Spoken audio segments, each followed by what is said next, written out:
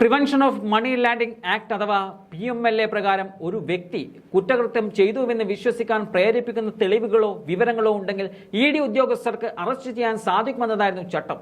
ഇതിനർത്ഥം നിയമത്തിന്റെ പരിധിയിൽ വരുന്ന ഒരു കുറ്റകൃത്യത്തിൽ ആരെങ്കിലും ഉൾപ്പെട്ടിട്ടുണ്ടെങ്കിൽ ശക്തമായി സൂചിപ്പിക്കുന്ന തെളിവുകൾ EDയുടെ പക്കലുണ്ടെങ്കിൽ ആ വ്യക്തിയെ അറസ്റ്റ് ചെയ്യാൻ EDക്ക് അവകാശമുണ്ട് എന്നതായിരുന്നു. കള്ളപ്പണം വെളുപ്പിക്കൽ കുറ്റകൃത്യങ്ങളിൽ കുറ്റക്കാരെന്ന് സംശയിക്കുന്ന വ്യക്തികൾക്കെതിരെയുള്ള നടപടിയെടുക്കാൻ EDയെ അനുവദിക്കുന്ന ഒരു നിയമവ്യവസ്ഥയാണിത്.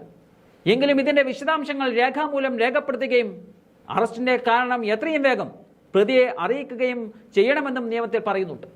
പ്രധാനമായും കേസിൽ അറസ്റ്റ് നടന്നാൽ 24 മണിക്കൂറിനുള്ളിൽ ഒരു പ്രത്യേക കോടതിയിലോ ജുഡീഷ്യൽ മജിസ്ട്രേറ്റിലോ മെട്രോപൊളിറ്റൻ മജിസ്ട്രേറ്റിലോ ഹാജരാക്കണമെന്നും നിയമത്തിൽ അടിവരയിട്ട് പറയുന്നുണ്ട്. EDയുടെ അറസ്റ്റിന്റെ അധികാരങ്ങളെക്കുറിച്ച് സുപ്രീം കോടതിയിൽ നിന്നും അടുത്തിടെ ഒരു സുപ്രധാന വിധി വന്നിരുന്നു. ഡൽഹി ഹൈക്കോടതിയുടെ ഉത്തരവിനെ ചോദ്യം ചെയ്ത് റിയൽ എസ്റ്റേറ്റ് കമ്പനിയായ സൂപ്പർടെക് ലിമിറ്റഡിന്റെ സ്ഥാപകൻ രാം കിഷോർ അറോറ നൽകിയ ഹർജിയിലാണ് ബെഞ്ചിന്റെ നടപടി വന്നത്. ജൂൺ 27 നടന്ന തന്റെ അറസ്റ്റ് നിയമവിരുദ്ധവും ആർട്ടിക്കിൾ 14, 21, 20 എന്നിവയ്ക്ക് കീഴിലുള്ള കുറ്റകൃത്യങ്ങൾക്കുള്ള ശിക്ഷയുടെ അടിസ്ഥാനത്തിൽ തുല്യത, ജീവിതം, സംരക്ഷണം എന്നിവയ്ക്കുള്ള തന്റെ മൗലിക അവകാശങ്ങളുടെ ലംഘനമാണെന്ന് ചൂണ്ടിക്കാണിച്ചുള്ള അറോറയുടെ ഹർജി നേരത്തെ ഡൽഹി ഹൈക്കോടതി തള്ളിയിരുന്നു.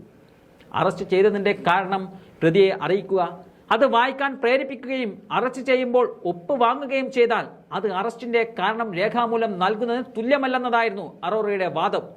അടിസ്ഥാനപരമായി തന്റെ അറസ്റ്റിനുള്ള കാരണങ്ങളെക്കുറിച്ച് തന്നെ അറിയിച്ച രീതി ശരിയായ നിയമ നടപടികൾ പാലിച്ചിട്ടില്ലെന്നും അത് PMLAയുടെയും മൗലിക അവകാശങ്ങളുടെയും ലംഘനമാണെന്നും അറോറ ചൂണ്ടിക്കാട്ടുകയും ചെയ്തിട്ടുണ്ട്. ഡിസംബർ 15 വന്ന പുതിയ വിധിയിൽ പ്രതികൾക്ക് അറസ്റ്റിനുള്ള കാരണങ്ങൾ രേഖാമൂലം നൽകണമെന്ന് നിർബന്ധമാക്കിയിരുന്നു.